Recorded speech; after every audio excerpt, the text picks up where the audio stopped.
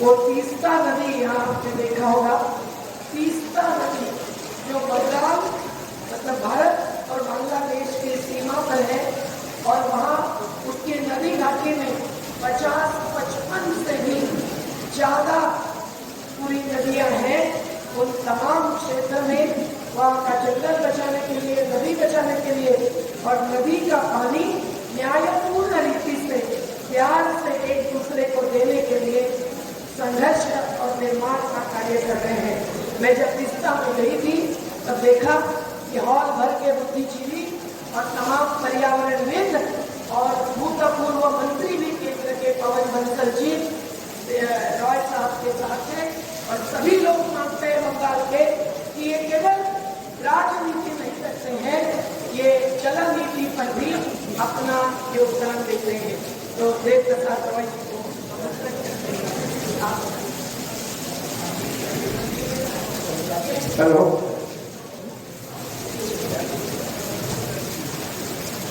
सम्मानित मंच, आदरणीय मेधा जी, उपस्थित साथियों, माताओं, सज्जनों, लंबे समय से चर्चा चल रहा है और मैं जहां से आता हूं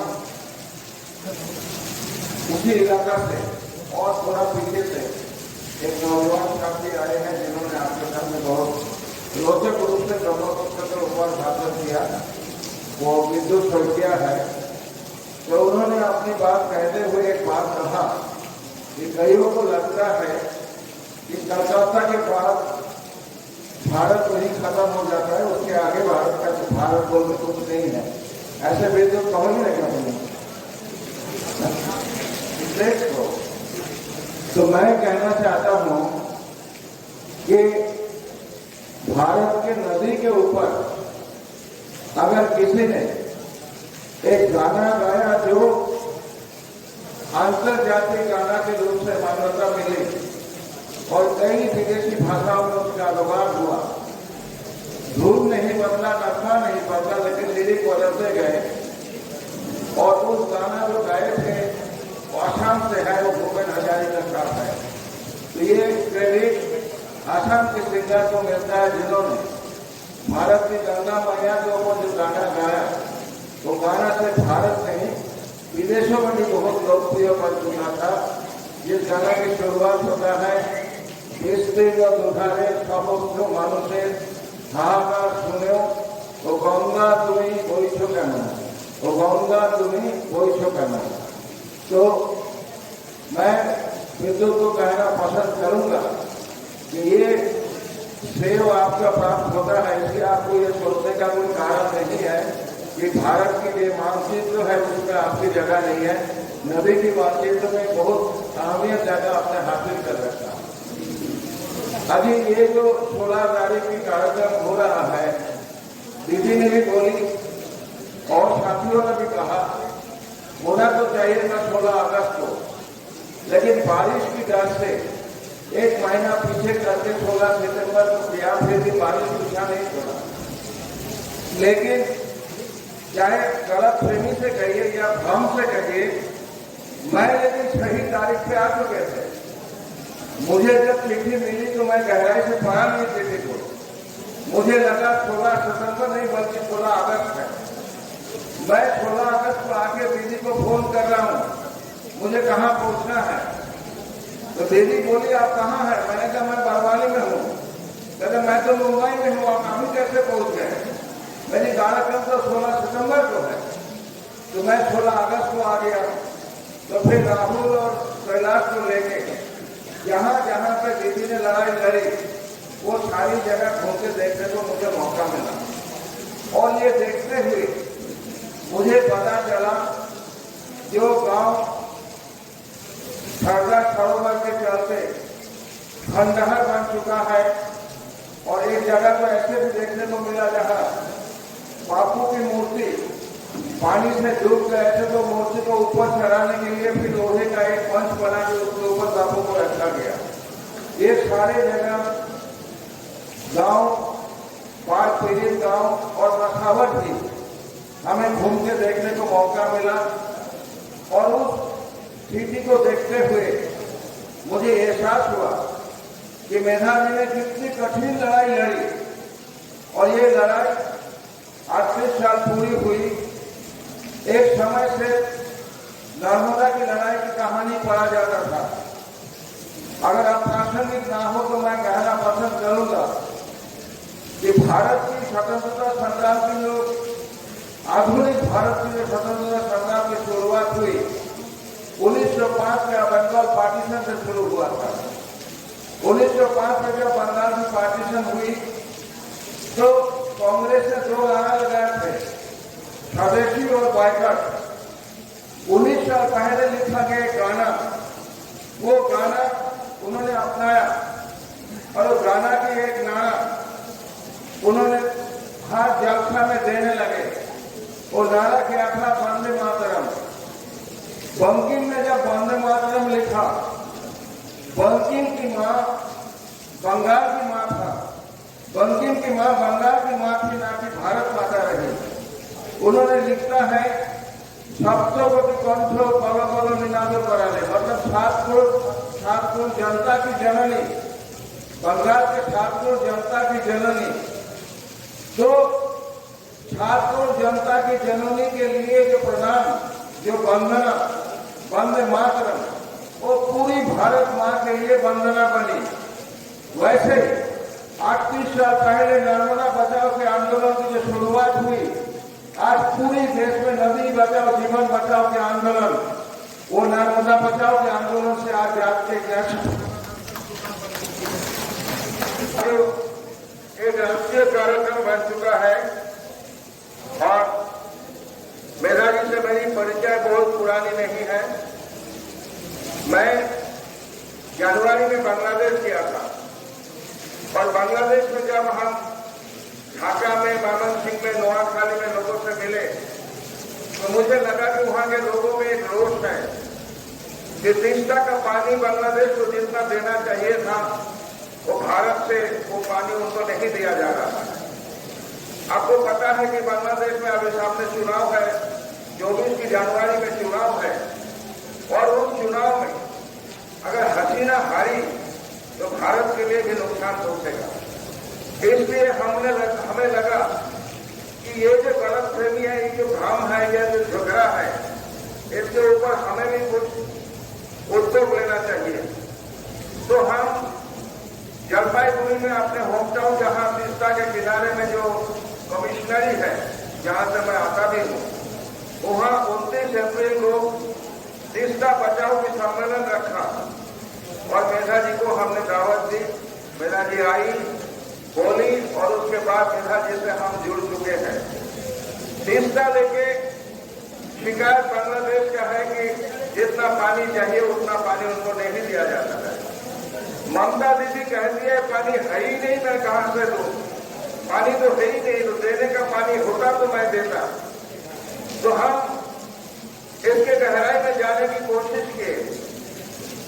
हिंदुस्तान ने तीस्ता के ऊपर एक डैम बनाए हैं जिसका नाम गजोडोबा है और बांग्लादेश से 90 किलोमीटर की दूरी पर एक डैम और बनाए हैं जिसका नाम डालिया है। बांग्लादेश कहते हैं हमारे डैम में आप पानी नहीं दे रहे हो, गजोडोबा कहते हैं हमारे पास पानी है ही नहीं तो देंगे कहां से। मजे की बात है कि 90 किलोमीटर की फासला पर 2 डैम बना हुआ है, एक हिंदुस्तान की गजोडोबा, एक बांग्लादेश की डालिया। और 90 किलोमीटर के बीच में जो मछुआरा है, जो किसान है, सबसे ज्यादा विक्टिम वो है इसकी कि ना तो डैम में कोई जीना बना हुआ है कि मच्छी टपक इधर आ जाए, ना तो मच्छी आता, ना तो जो हल्की बाढ़ के समय जो छिड़ जाता है जिसको हम गोली कहते हैं, अफगान कहते हैं, ना वो आ पाता। इसके लिए खेती और मच्छी पकड़ने की जो जीविका था, वो जीविका दोनों हिस्से के लोगों को, बांग्लादेश और भारत दोनों हिस्से, इस दोनों बंगाल के लोगों को मतलब आप बहुत ज्यादा मुसीबत में डाल चुके हैं। ये जब हमने आगे बढ़ाने के लिए सोचा तो दीदी के सामने एक सिक्किम के लड़का ने आके अपने प्रेजेंटेशन किए जिसका नाम गियात्सो डोंगचेन लेप्चा है, उसको आज के दिन में सिक्किम में वाटरमैन कहा जाता है। क्यों? उसने 150 दिन भूख हड़ताल करके अपने जो संस्था बनाए हैं ACT, affected citizens of Teesta, उनको लेके 150 दिन भूख हड़ताल करके एनएचपीसी ने जो तीस्ता के ऊपर 53 डैम बनाने की योजना बनाई। Remember 53 dams are plan to be constructed on the river Teesta in the upper catchment. और ये 53 डैम को रुकवाने के लिए उन्होंने आंदोलन किए। और मजे की बात है 30% डैम बन चुका है, बाकी कैसे रुकी हुई है उससे आपको भी हिम्मत मिलेगा।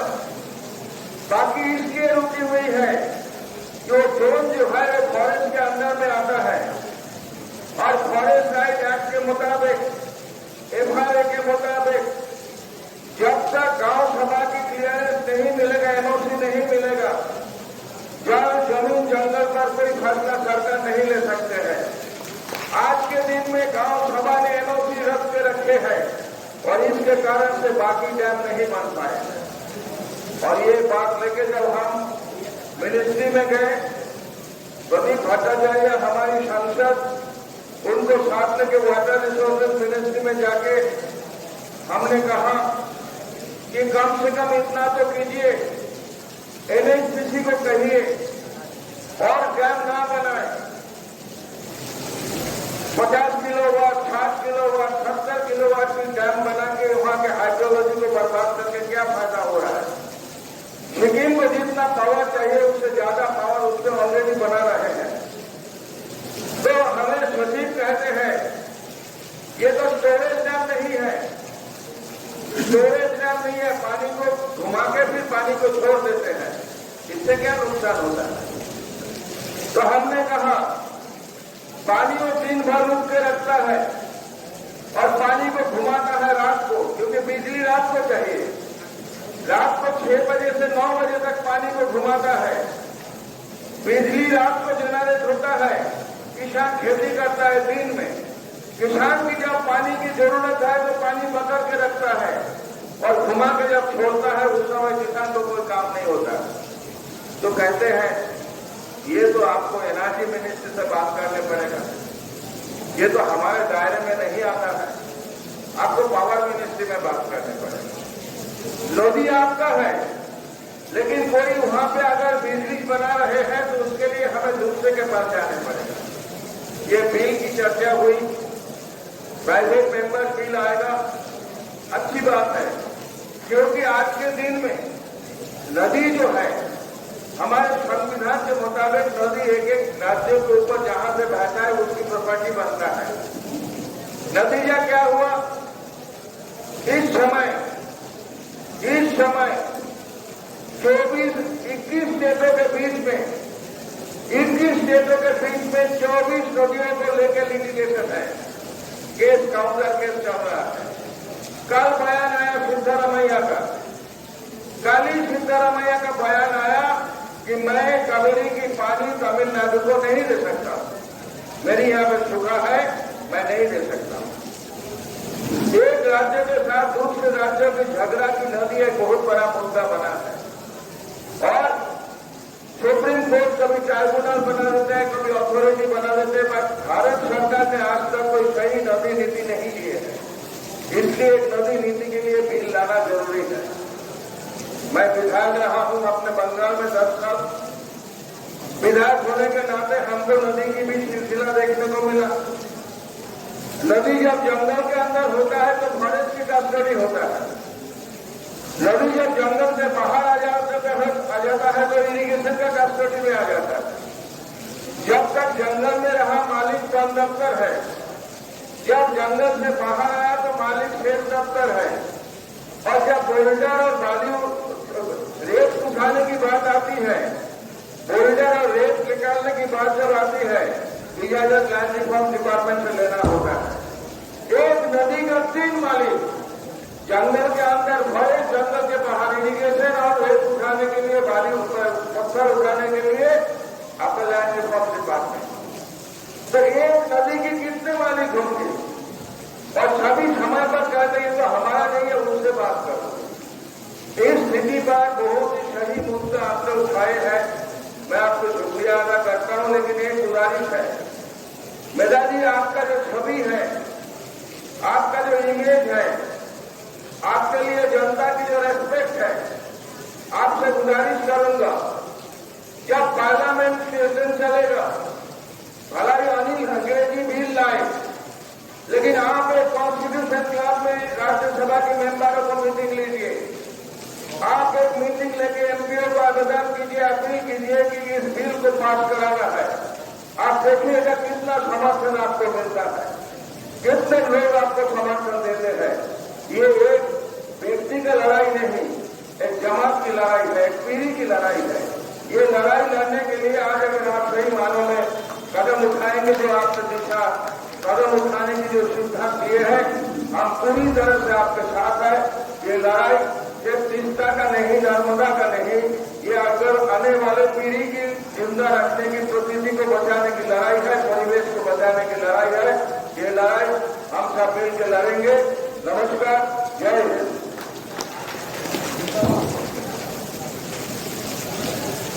नर्मदा तक की लड़ाई, आपको अंदाजा आ रहा होगा कि कितने बांध बनते हैं और कितना नुकसान होता है। और वहां ही क्षेत्र में एक जंगल में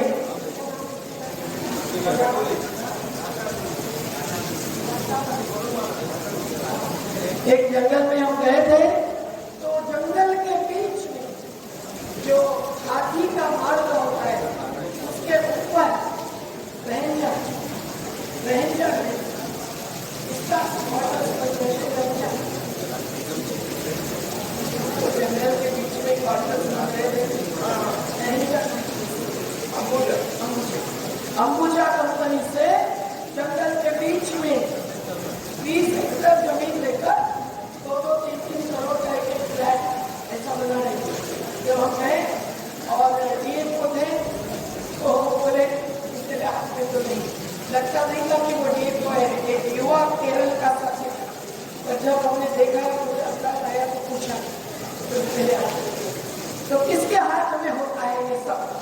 कितने बांध बनाना, कितनी नदियों की मालिकी हक ले लेना, कहाँ क्रूज चलाना, कहाँ रेत खनन करवाना, कहाँ विस्थापितों को हटा देना, आदिवासियों की जल जंगल जमीन छीनना, पुनर्वास के लिए लड़ने के लिए मजबूर करना, ये सब जब राजनीति के हाथ में होता है और माफिया और राजनीति का गठजोड़ होता है, तभी जनता वंचित होती है, विस्थापित होती है और गैर बराबरी का माहौल चलता है। और केवल बांग्लादेश और भारत में ही नहीं, राज्य राज्य में विवाद होता है। और जो अंतर राज्य विवाद नर्मदा में चला है, वो कानून बना है, लेकिन 10 साल ट्रिब्यूनल बैठा, उसने एक विस्थापित को ये घर को भेंट नहीं दी, क्योंकि उस कानून में 1956 के सरकारी तंत्रज्ञान, विशेषज्ञ, अधिकारी, सरकारी वकील, इसके अलावा विस्थापितों की कोई सुनवाई नहीं होती है। ध्यान में रखना, हमारे कानून में हमने कहा है कि अगर कोई भी योजना बनानी चाहिए तो घाटी के लोगों की सुनवाई होनी चाहिए, ग्राम पंचायत और ग्राम सभा की सलाह लेनी चाहिए, सहमति होनी चाहिए, उसमें किसान, मजदूर, मछुआरे, महिला सब होंगे। मंजूर है, इसीलिए ये कानून की जरूरत है।